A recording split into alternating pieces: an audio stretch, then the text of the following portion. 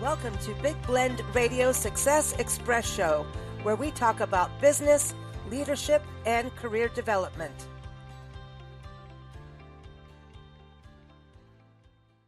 So everyone, you know, every third Thursday is our Trust Talk time with Lea Brovedani. Lea is known as the Trust Architect, and she is one of North America's top thought leaders on trust, named by Trust Across America. She's an author, a speaker, and a workshop facilitator, and she likes to cruise around the world and do workshops. So just saying, you may see her on a cruise ship that you may be going on. So watch for that, because she's also a world traveler. She talks on travel too. But you can also keep up with her if you go to thetrustarchitect.biz or go to leabrovedani.com. The links are in the episode notes. And when you're there, you can also look at her two books. One is Trust Me, Restore Belief and Confidence in an Uncertain World, and Trusted, Secret Lessons from an Inspired Leader. And today, as part of our Emotional Wellness Month programming, she is talking about self-trust. And I think that's an important topic because if you can't trust yourself, who can you trust, right, Lea? Welcome back. Well, thank you. It seems like it's been a while, but it really hasn't, has it? Last time you just gotten off a cruise ship and we were talking about artificial intelligence in the world of trust. And I kind of think this ties into it because as we use all these chat GTPs and things like that, which kind of befriend us, right? As you're talking to them, people give them names, you know, all of that. You still have to make decisions of the content that you receive back from using these tools. And I always like to say it's a tool. Remember, it's not your best friend, but sometimes people cross over that line. But you need to trust yourself on your opinions. And I mean, I've had Google Gemini tell me, no, this is not what you should do. Absolutely, no, do not do this. And I'm like, no, I'm doing, doing what I want. Thank you for your opinion, but I'm going to do what I know is going to work best for me and my company, kind of thing. Some research I was doing. So I think you do have to have your self-trust around artificial intelligence, which is everywhere now. You can't do anything without it popping up its little head. Yeah, it's true. I think, do you know the quote by Maya Angelou? Which one? It's, I do not trust people who don't love themselves and yet tell me I love you. There is an African saying, which is, be careful when a naked person offers you a shirt. Yeah, exactly. That's a good one. How can you possibly know who to trust if you can't trust your own judgment? I mean, it's doesn't make sense. You have to be able to trust yourself in order to trust other people. Exactly. And everyone, Lee's got a great article on this too. So check the episode notes for that. It's up on blendradioandtv.com. Well, the thing about this too is trust comes over actually doing things, right? And through experiences. And sometimes, even how we're raised sometimes could kind of go against that. If you've been bullied or you've told that you're not good at this and not to do that. Some people are raised in a negative environment on that, right? And when you talk about self-trust and even looking at even bettering ourselves, doing anything for self-improvement, sometimes in some, circles, it could be looked at, oh, it's all about you, is it? Do you know what I mean? So it depends on who you're around sometimes, that sometimes people don't have that belief in themselves because how they've been raised or who they've been around as kids. Yeah. And here's one of the things that I've learned having raised kids is that there's as much influence outside of the house as sometimes more than there is inside the house. And so we don't always factor that in too. And I think it's really important for parents to understand who their kids are hanging with, what their influences are. And especially now, because one of the bigger influences is the internet and artificial intelligence. And do you really want your kids being raised? But it's just... So the whole self-trust thing comes into being able to develop the skills. And I can tell you that if I'm using AI all the time, I get kind of lazy. Hmm. So I force myself to put it aside and use my brain. Like I trust that I can get things done. And there's a lot of times that we talked about this on the last episode. Um, AI makes up stories. If it doesn't have an answer, it will sometimes make up a story. So if you use it for research, you're screwed. Hmm. You have to watch yeah. I use it for research on things, and then I use it to organize stuff, Mm. actually, more than Yeah, me anything. too. It's kind of like having a secretary or, excuse me, administrative professional. Um, it is. It's like, and that's the problem is the chatting part. And it can draw people into like weird relationships with like where they think it's a business partner or a friend or a loved one, or if you're lonely, you start talking to chat. I mean, it starts with people even with their Google and Alexa things in their home. They start, Alexa, tell me, like it's weird. And they are formulated to do chat, which means they're formulated to have some kind of a personality that is positive towards you and to not, it's almost like subservient to you in a way. Mm. There's a word for it, sycophant or something like that. I have to look up that word again. It's a big word for Lisa. No, there was something that there's a Russian proverb that Reagan made famous, and it was trust but verify. Mm, And I think that's what you have to do as far as, we're getting away from self trust a little bit, but as far as trusting, especially with using AI, trust yourself. And if you get information from them, trust but verify because it's great for giving you some information, but the information that you put in and the questions that you ask. So if I'm asking AI, to do research for me, I'll say, I only want verifiable facts. So cite the sources you get your information from. exactly. That's And good. then I'm more like, so far, that has been successful for me, and I have gotten good information. So trust yourself, trust your own instincts. And, here's the whole thing. Ask yourself, do I trust myself? And then Mm. am I trusted by others? And Ooh, then the final is, how do you know? yeah. Yeah. So let's go into how do you know and all of that part, but how do you get yourself into a path of self-trust? In your article, you kind of talk about that. It's like you almost have to train yourself to start looking at that. And it's really building confidence, right? And this will help you in your professional world, a gazillion times over is to have some self-trust and self-confidence. And it'll keep you out of trouble, I think. Yeah.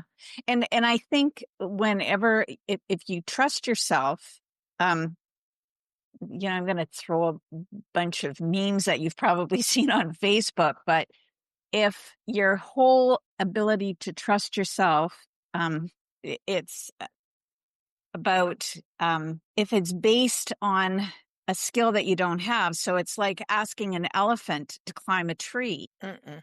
You have to trust yourself to know what you're good at. And if it's something that you're really interested in, then make sure that you're practicing your skill. So Yeah. self part of it, the unconditional positive self-regard, a lot of that comes from having the ability to know what you're good at and then practicing that skill so that you're even better. If you're going to tell people that you're good at something, you have to have the self-trust based on ability. So it has to be practical. Like, Mhm. show me how you are good at that.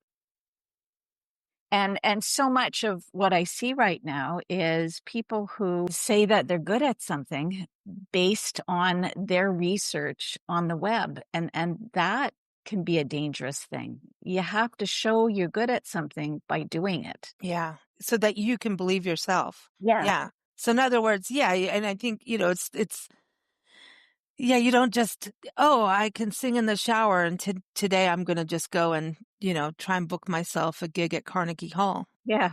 Pavarotti, move aside. Yeah. Yeah. So it's, you have to build reliability with yourself. And so practice comes into this.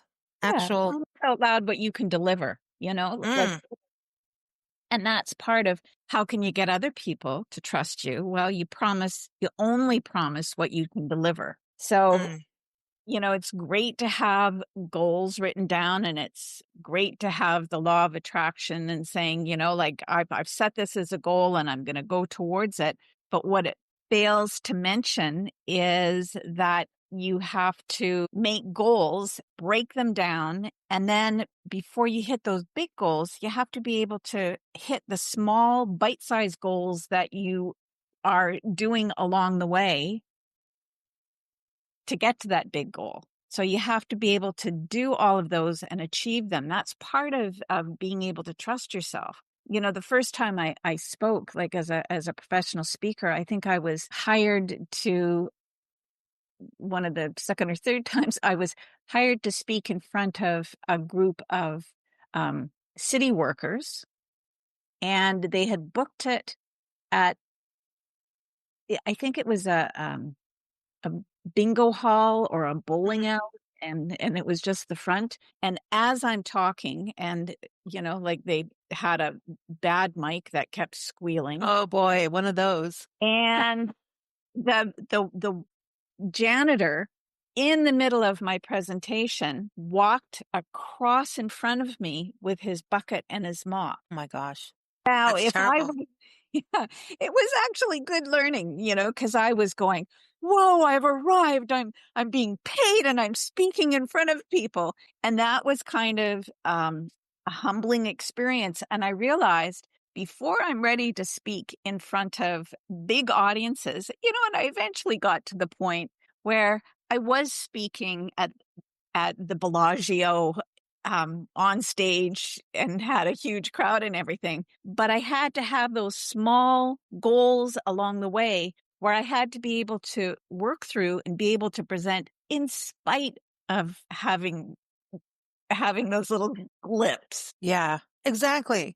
Because if you can overcome things, right? Yeah. That's exactly it. I mean, as a performer, you get into a gig and the sound could be the worst, and you're going to have to just deal with it. It's like bar gigs suck because everyone's just getting drunk. They're not really listening. And if you don't play Freebird, they're going to not tip you. And, that's all they want is Freebird or Stairway to Heaven, and you have to elevate. And I had to put myself really out there and even do gigs on my own, play my guitar, which I suck at. And do my own, and you have to just kind of suck it up and go and do it.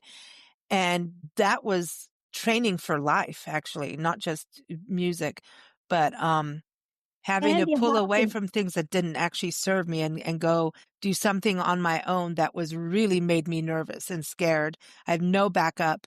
It was just me and go out there and do it. And I did better. And I learned to trust myself because I didn't trust myself in a band setting. And I also didn't speak up on the music that I wrote and let people mess with my music because I was shy about it and nervous about it. And it was very male dominated. Not that that really ever bugged me, but it didn't, like, in other words, I just went, all right, well, this is, stupid. But I wouldn't allow people to bully me, but I was just not confident about what I had written and done. But going out on my own taught me to be confident. And because if people didn't clap, they didn't like it. If they did, I had people asking me to play originals and not covers. And then I learned, oh, they do like it. And so then when you started making professional, money from it, then you realize, oh, I just hit some small success that actually turned out to be a lesson for life. where you start trusting yourself when you actually, Hmm. like you make mistakes and you learn from them and you improve and you keep, the self trust for most people, and obviously it's not for everybody, but self trust for most people is something that you learn and develop. There are people Yeah. who come into the world that seem like they have a lot of confidence. And then there's people like myself that I have to work at it. Hmm. And make mistakes and learn from them, and recognize that my what my strengths are. You were talking about my cruising, and I'm speaking on board cruise ships, which I just love. And the first one of the cruises that I spoke on, um, the director came up on stage after the audience had left and gave me a big hug and said, "Thank you so much, and you did a great job." And that was really nice to hear. The second cruise I spoke on, the first day when I went up, the tech guy, I said, "Oh, do you have some water so I can just take it on stage? Because, I get thirsty when I'm speaking." And he said, "Oh, I don't know if we're allowed to give lecturers water." Oh, was he Yeah. joking or just being a you know what? No, and I looked at him and I went, "Oh, okay. And who do you give water to?" He said, "Well, the performers." And I went, "Okay, so it's fine for you to get me water because I am a performer. This is what I do." Now, Yeah. years ago, if someone would have said that, I would have gone, "Oh my God," and it would have probably bothered me. This time I kind of looked, and in my head, I'm going, "Are you kidding me?" Yeah, yeah. I know I know who I am, and I trust what I can deliver. So that's what I talk about when you develop that self-trust, you can take those little bumps. Not that it didn't bug me, because it did, but it was like, "Oh, he's just wrong." You know? It's funny because yeah, it's like water off a duck's back at times. We did some big event and some guy we're doing all these interviews and all this stuff and on a travel thing and this guy was invited not by me but the organizer to be there and he just suddenly just got all like and he apparently he's this big sweet guy and then I don't know if it was a male female thing but suddenly just like I have to do this now and you need to stop talking and we need to do this right now. And like he was pretty rude, but it didn't even strike me as rude. I was just like, oh, this guy's in a time needs to go time wise. Let's get it done. And I went to the restroom afterwards, came back, and all the women started apologizing to us about this guy's behavior. We've never heard him talk like that. And I'm like, he had to go somewhere. And so, like, he was gruff, but it didn't, like, if it was my first time, probably would have been shocked the way he talked to me, but I just didn't care. It just didn't even faze me. And I'm looking at them going, I don't know. It's kind of weird. Like, the more you go through things like that and it just I wouldn't even noticed it. I would have just moved on and that's all I did. And I didn't allow him to belittle me or anything. I just kind of was like, let's get on with it. And boy, did we keep that one short. But you know what I mean? It's kind of an interesting thing how there's that attack that can happen. And I've had that. I mean, I've been in sales for years and I have been through being tossed out of stores. I've had everything happen and you learn to you pick yourself up and know when someone's being completely rude that I learned later that they're actually going out of business or financially unstable and they're deflecting their stuff on you and to not take it personally. Now, if you do something wrong and someone calls you out on it, now you have to really fess up and go, oh, crap, did I really do that? And then even that takes self-trust to know that you're going to get through it and do Yeah. what you need to do. You But know, takes time. All of this takes time. and the whole thing about being authentic, and we talk about um when you're on stage and you're speaking, if like for myself, if I'm talking about trust or emotional intelligence or I'm talking about culture, um when I say what connects you to people, what connects me to people, or what it feels like connects me, is being authentic. And part of that authenticity comes from my self-trust. And, like being congruent with who I am and what I propose. So I talk about trust. And if I say something, and I've made mistakes, I've said something and someone has corrected me on stage, and I've gone, whoa, okay. I just heard something and I just want to mention, thank you so much for letting me know that, because that was the information I got. But it sounds like you've got, and willing to be wrong and admit it in such a way that you still look like, Mm. talking about. Like if you're constantly getting up there and spouting off stuff that's not true, you're going to just look like an idiot. But if someone gives you information and it's new, acknowledge it Hmm. and Yeah. be authentic and say, um, I think that's one of the things that connects you with people is if you say, especially if someone gives me information and I haven't heard it, and I go, wow, that's really interesting. I hadn't heard that. And I'll repeat it and acknowledge the person who gave me the information. That shows a lot of self trust and self confidence. You know who really has self-trust and confidence for those kinds of things? Comedians, because they have to bomb in front of people and still stand up. And part of why they do it is to see how they get through bombing, and hecklers. So you're dealing with someone who's giving you information, but sometimes it needs to be done afterwards, right? But if it's Yeah. done right during it, it's kind of a heckler situation that you're dealing with. And I know you do improv. And Lee is insanely funny. So I know that there's a part of you going, ha ha, when you go through this, right? Yeah. And not, self trust isn't about arrogance. It's knowing No, who you are and just, loving yourself and being able to say, oh, yeah, okay, that's really interesting. And I've had people come up to me and give me completely wrong information and correct me. And I try to be gentle about it and not make them look like an idiot. So you learn some things that when you're on stage, if someone says something and you know it's wrong and you say, wow, that's really interesting. I hadn't seen it that way. And you continue on, or you find some way to do it. But it's always about when I've talked to leaders and I've said, when you've had to make a decision and your top people came to you and gave you information and you felt something else, what do? Do you go with what they told you to do, or do you go with what you feel is right? And all of the leaders that I talked to said, I will listen to them and I'll check it out. But if I feel strongly to go in another direction, I'm the leader. I do what I know is right. Mm. And that's part of self trust. Like they're put in that position. You also see leaders who don't listen to others and they're idiots. So they, Yeah.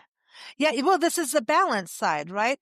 And because it is important to listen, and sometimes people don't know how to not be a heckler, and they mean well, right? It's just like people on social media that will attack people on social media because they can do it. They're hiding, and it's just like, instead of private messaging and saying, hey, I want you to know this, or emailing or whatever, it's like blatantly, I know this, you don't. And, that's just, it's, everyone comes to learning how to handle things in a better way as we all mature. But, I love what you say about leaders doing what's in their gut basically to do and what they know. And even if they're wrong, they're doing what they think is best, right? And I think that's so important because that's how, don't just go with the popular vote. And self-trust builds character. I yeah, really believe. And if you just go with a popular vote on anything, you are not building character. A leader is someone who can stand up in adversity and do the right thing, or what they absolutely believe and trust in the right thing. And I think that is so important. It's sometimes having to go back to a core vision that people have gone, sidetrack all over, and forgetting the mission of a company at times, forgetting what the moral vision of a company is. And it's like, oh, well, they're doing this, so we need to all do this. And sometimes just forgetting the integrity part of a company. What is this company founded on? What is the belief system in the workplace culture? What is the belief system for the customer culture? What is the quality culture, and companies, with everything changing every single day right now, how manufacturing is done has changed in the last 20 years. Incredibly. We just talked about AI. That's changed everything. I mean, the advent of the internet was a huge deal. If you look at the last 50 years, holy cow, man, nothing is what it was. So companies yeah, that were started maybe 100 years ago have had to really change. But where's the authenticity? Do we just change because we need to? How is that going to benefit? Well, maybe this is better production, but is it hurting your staff? Or, go back to that integrity part of humans. And I think that authenticity you're talking about is crucial no matter, I'm going on the company side of things, but, you can't lead a company if you don't have self-trust. You just can't. Not through what's happening now and all the consistent change, the political change that is affecting commerce right now and economics globally. You're going to have to be able to stand up strong. And the only way is to trust yourself and still have integrity. I think those two have to go together. Yeah. And we talk about doing what you're good at and building on that. Well, as a leader, if we're going to go to leadership, then the information that you're going to get has to be specific to your strengths. I would never advise someone on how to do accounting and how to do a set of books. It's not my strength. So your self-trust is, if my self-trust was around my ability to balance my checkbook, I wouldn't have any. Oh, and if you were to tell me, hey, Lisa, let's go to this blues club. BB King's playing, right? And don't But that forget would be hard. don't forget we have to get up at 4 a.m. And we have to make this meeting. Now, this is going to be a hard, because BB King to me is like one of the best musicians on the planet. I love this guy to death he better stay alive. And his polka dot culture is so cool. I wouldn't trust myself to go home at a reasonable hour in time to get up at 4 a.m. I will trust myself, however, to 100% not go to bed at all. So that's how I know myself. I know that that's in a professional world, if BB King was coming out, I know I'm going to screw up the next day. I already know it. I can tell myself, you're going to do this. You're going to set alarms. I'm going to tell you right now, I'm going to screw up, period. And it's worth it. See?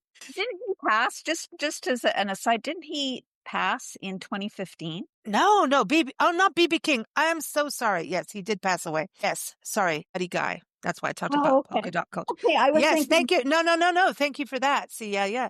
See, look at that.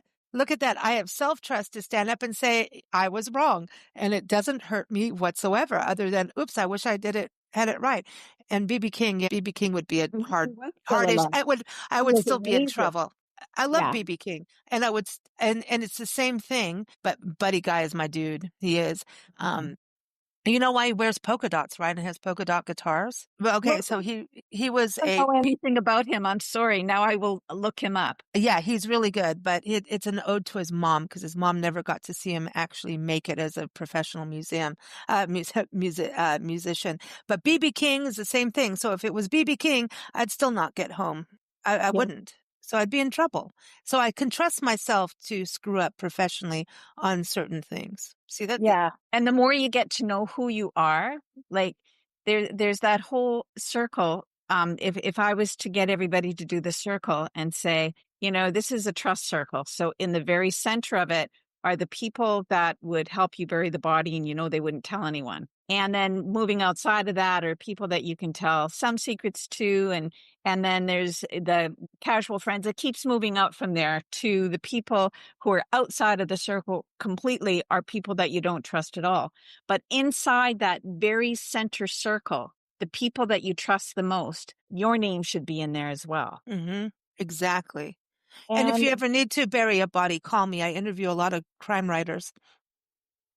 okay, I'll keep that in mind. I wasn't, I didn't have anyone in mind when I made that statement. So we're good. All right. All right. I'm not getting, but if you want, I'm just putting it out there. But it's true. You've got to trust yourself with whatever you go through. And I think knowing what your weaknesses are is a strength. Yeah, I It do. really is. And I wanted to say that I'm really glad that you've been talking about public speaking and getting on stage and even me on the performing side, because it's one of the biggest fears people have in life is getting up on stage and getting up in front of people and, even doing Zoom video calls. And, we do so much in podcasting and some people are like, I was so nervous. And I'm like, really? Like, why? We're just having a conversation. Everyone's got their nerve level, but it's really good to test yourself out and get the good case of the nerves. It's good for us, I believe. Yes, and especially because those are the places where we challenge ourselves, and you find out that, first of all, the first time you speak and you move off stage and you haven't died, there's that whole thing when people talked about their greatest fears. Public speaking for some came before dying. Wow. And And you deal with both, Lee. You deal with people passing on and but public speaking. Yeah, yeah. the first, when people have said, "Do you get nervous before you go on stage?" I went, "Yeah, I do. Like Hmm. I'm in the washroom. I'm just like, I'm a bit of a mess." And then when I get on stage and just before I go on, I think I've forgotten everything. Like, I don't know what I'm going to say. And as soon as I get up, I've learned that if I say something that, I've kind of rehearsed and I've got it down, as soon as I've got a laugh out of people, regardless of what I'm talking about, I relax because Hmm. I've got the audience with me. And everyone's relaxed when you Yeah, laugh. from that point on, I look at it and I say, I'm having a conversation with them and I Hmm. have fun. And if someone cracks something, someone says something in a row that I can see, I'll talk to them and say something to them. So I take away a lot of the pressure. I realize I don't need to be perfect. I need to be human. I need to trust myself. People want you to succeed. And so I trust that. Mm. People don't want to see you fall on your face. No, and they want to get something out of it. They don't want to waste their time, Yeah. So that's the thing. And I think you're bringing something of value. And so part of self-trust is what are you actually fulfilling what you said you're going to do, right? And Yeah. you bring that up in your article. Two things very important is one, you tell people to have like baby steps on your big goals, right? Like I did bar rooms and performed with a band and almost lost my voice screaming over a Marshall speaker, on an amp, so it's like yeah. And then I learned, oh, you need to go in this venue and actually hone your skills and not worry about all the other band drama. And I had to do steps forwards and backwards, little steps forwards and backwards to end up singing with bands that were really famous and doing stuff like that. And so it's the same thing as you with your public speaking. You had to deal with the bowling alley with the janitor to be able to go to the Bellagio. So it's not like a one-way step. Now, there are times in life where suddenly there's an overnight success, but majority, 95% of those overnight successes, there was something that led it there. And if it is Yeah. so overnight, that's when things can really start going backwards, and it can if you don't have that foundation. So self-trust is really building your personal foundation, right? So you talk about those little steps that I think are so incredibly important, but also not biting off more than you can chew and promising things you can't deliver. Yeah, Yeah. over promise and under promise, over deliver is a huge thing, I think, in life. Yeah. Yeah, I do. And at the very least, deliver what you promised. So it's just you always try, and well, I do, and I think you do too. I think we try and give more than people expect, but Mm, at the very minimum, it's give them what they went to see. When I'm talking, um, part of how I rate whether or not the talk was a success, and it's not always the case, but the number of people who are waiting to talk to me at the end of my talk, yeah. because it means that they were engaged and they want to know more. Hmm. So the whole thing about self-trust, and I, we'll talk about this on stage as well, is how do you develop it? And I'm not a psychologist. If someone has a problem, I've had people come up to me afterwards, especially when I've done emotional intelligence, and say, they talk about deep problems that they've had in the past and how they want to overcome them. I always make sure that if I don't have the skill, I let them know that. Yeah, And that's I tell important. them that they need to go to a professional and do it. So there's other things when I've done talks on culture and port on the ships. And I've had people say, "Can you give me directions to blah, blah, blah?" And I go, "No, I won't." I said, "I suck at directions. I'll tell you everything about what you'll see there, but please don't ask me to give you directions because you'll never get there. You'll get lost. That's not my strength. Here's where you're going to go, and here's where you're going to get directions." So Perfect. even there, I make sure that when I'm talking, I know what my strengths are. And like you, I know what my weaknesses are. So you going to see someone you really like and then having to get up the next morning, you know that's not a strength. So you don't do it. Yeah. For Well, no, me, I'm going. I'm going. If it's Buddy Guy or the late great BB King, I'm going. No one's going to stop me. And I'm going to pay for the consequence, but I won't promise to be somewhere at 4 in the morning the next day because I'll still be awake, you yeah, know? so it is a strength to show your weaknesses. It's a strength, not a Yeah. weakness to show your vulnerabilities, I should say. So Yeah. Yeah. Yeah. You can, you can bribe me with the blues. I'm telling you, you can bribe okay. me. Yeah. So Lee, with this being Emotional Wellness Month, self-trust to me is very much part of that Yeah. because it is about that confidence level and building an authentic confidence level like you talk about in the article is it is knowing yourself and being kind too when you screw up. You got to be kind. Yeah, and not beat yourself up. Like I think some of the worst, and I am better at this because I'm older. And so I've learned that the mistakes weren't what bothered me. It was the recriminations afterwards. Like I would obsess about a mistake that I had made, Mm, I couldn't do anything about.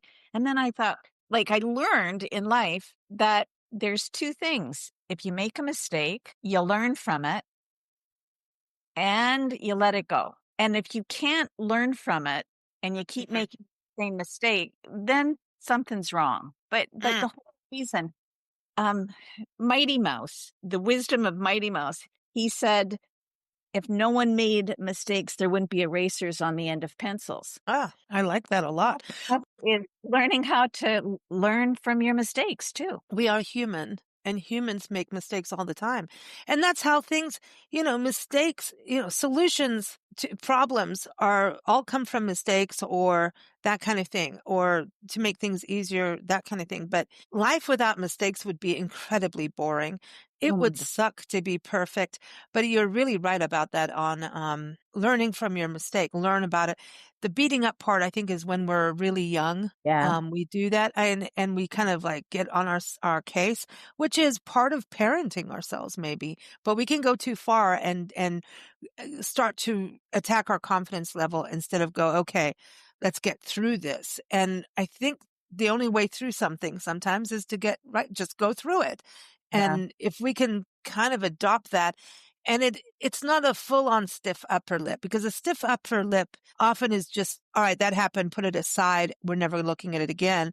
And that's part of repeating a mistake is if you Yeah. don't actually look at the mistake. And I think that was a post-war thing and nobody wanted to look back on it, which I can absolutely understand the horrors of seeing and being in the horrors of war.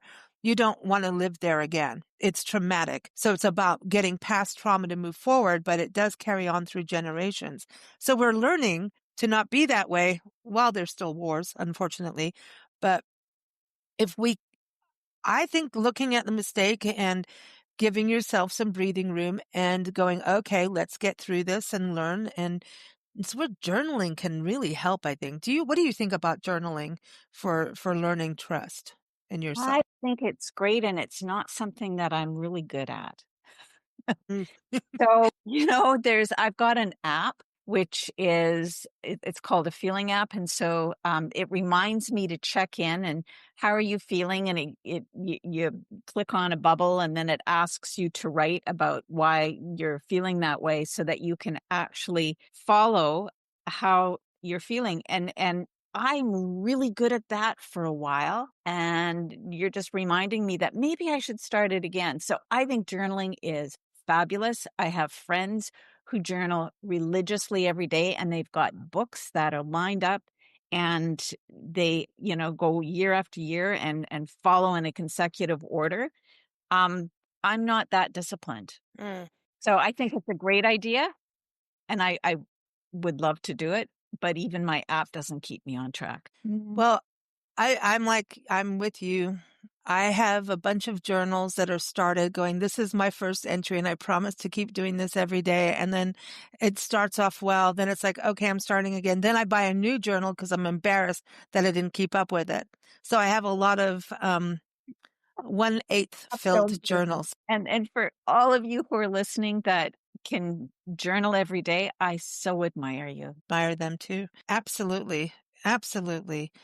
Lea, I love this conversation. So we've got to be consistent in what we do to keep it going. Yes. Congruence and self-love equals authenticity. I love it. I love it. And this will help in your workplace situations and your leadership positions in life and relationships. That's the other thing. This goes into relationships, whether it's family, because you know how many folks have to deal with mother-in-laws that may put you down in those little, like, oh, that's how you cook this? I Kind of. the best son-in-law in the world. So I hope he never feels that way because Well, I know. It's just as I said that, I'm like, oh, wait, Lee's a mother-in-law. I'm going to get in trouble. Yeah. No, I absolutely, Ben is the best. I just think I hit the son-in-law lottery. Oh, that's awesome. That's awesome, isn't it? But you know what I mean? Those little, you know how families do those little put downs? And that's, if you have self-trust, you can stand up to that and not even say anything half the time. Because what's the point? All the drama. We all want to live without drama. We can leave with some Briar wisdom. And Briar is my 3.5-year-old granddaughter.